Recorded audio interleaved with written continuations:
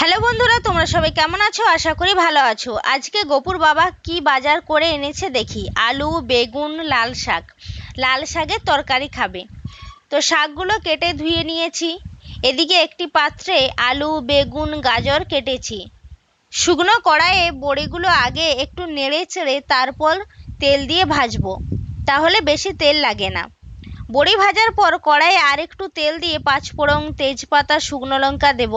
তারপর সবজিগুলো দিয়ে নাড়তে থাকবো। একটু পরে পেঁয়াজ কুচি দিলাম। তারপর একটু নেড়েচেড়ে আদা রসুন বাটা দেব।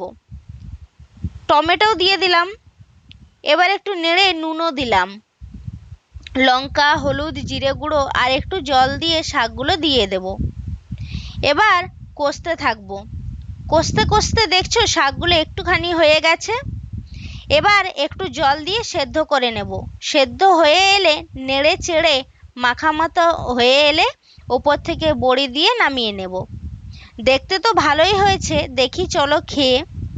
গরম ভাত সাথে লাল শাকের তরকারি, দারুণ। বিশ্বাস করো, সত্যি দারুণ হয়েছে। তো ভিডিওটা ভালো লাগলে শেয়ার করো, আর তোমরাও এভাবে বানিয়ে